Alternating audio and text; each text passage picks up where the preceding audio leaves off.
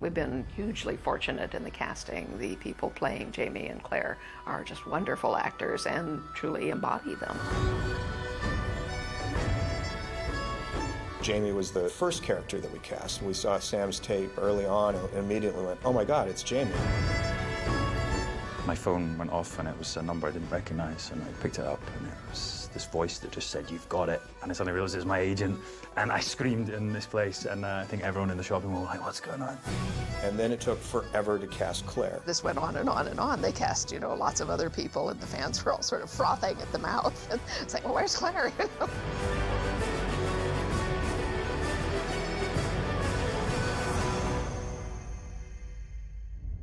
I had no idea what a big deal Jamie Fraser is. Jamie in the books is sort of this fantasy figure. He's the king of men, we call him in the writer's room. He's heroic and handsome and all these attributes. And it's like, well, who the hell is going to be that guy? That's going to take forever to cast him. And Claire, well, there's a lot of great English and Irish and Scottish actresses, and we'll cast her kind of easily and quickly. And of course, it was exactly the opposite. I think I've had Jamie in my mind for so long because I read the book so long ago that it was a lot to live up to. And it wasn't until I had a Skype call with Sam and his charm and charisma just leapt out of the screen.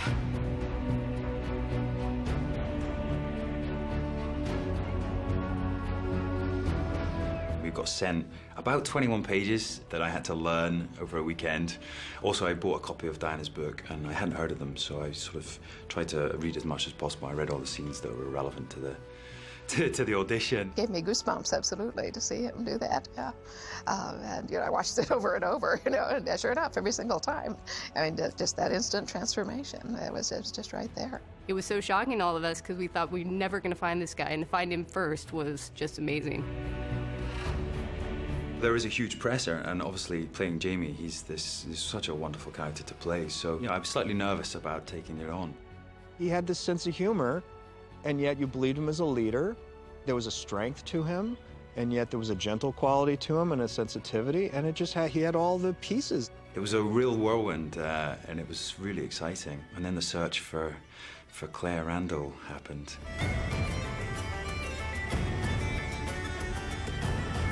I was unaware that they were sort of on this long search for her. I self-taped and I sent that in. And I heard about 3 weeks later that they wanted me to test. And it was only then that I realized that this was a book series. The role of Claire was very difficult. It's key. She is the show in a lot of ways. She's telling us the story because we're maintaining the first-person narrative of the series. So you hear her voiceover, she's in every scene, every day. It had to be somebody that you could watch think. It had to be somebody you'd be comfortable with constantly. It had to be somebody very smart, because I thought that the key attribute of Claire is her intelligence. And she had to have the stamina as an actress and the depth to sort of stand up underneath the pressure of what we were going to give her. The scene we used for Claire's casting was Stop, Help, He's Going Over. Stop! Help, he's going over! And we'd heard it so many times and just become a little numb to it because everyone seems to do it the same way. So as soon as you find someone who elevates the material and brings something to it that you hadn't seen before, you kind of sit up and take a little extra notice. You're lucky you're not dead, brawling and fighting and throwing yourself off horses. And when they first got together, we just knew. We just absolutely knew. I remember at one point having her in a bear hug, like sort of we were face to face and in this really passionate scene, sort of arguing with each other. And I thought, oh, I've really, really upset her here. She's really angry at me. And I thought, this is great. And she was giving, as much as, as I was giving her. And as she left, all the producers kind of looked at each other. And I could tell that they really liked her. When I read the book, yeah, I loved Claire. She's this incredible, strong female character who's not only incredibly intelligent and passionate, but, even for her time of the 1940s, she's very modern, very forward-thinking. And, we share some qualities. She's slightly stubborn and a little bit headstrong, so I really enjoyed that part of it too.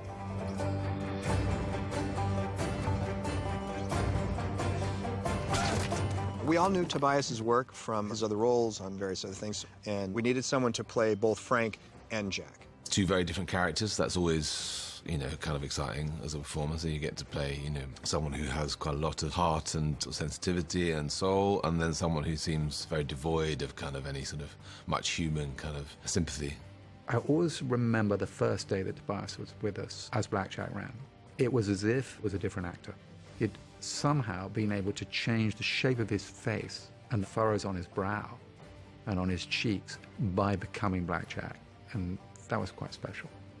Frank is a character that everyone loves, but we don't get to see that much of him, so in those small amounts of time we see Frank, you need to kind of elevate him to another level, and I think Tobias really does that.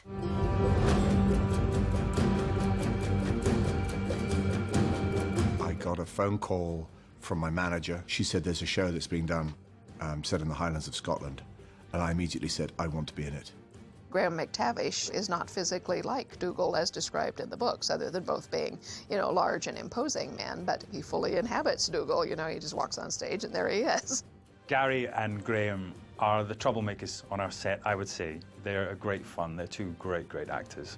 Just wonderful to work with, very giving, very experienced, and downright rude and dirty. The idea of grinding your corn does tickle me. It's nice to sort of see them try and outman each other and become more gravelly and more Scottish. Here today in How to Speak Outlander, we're going to give you the battle cry of the Mackenzies. 1, 2, 3, to a guard! Working with Sam is a delight. He is a true gentleman. To play this character that's, you know, loved by, you know, so many millions of fans already, it's almost mind-blowing. With anything like this, is you can just do the best job you can and just hope that people love it.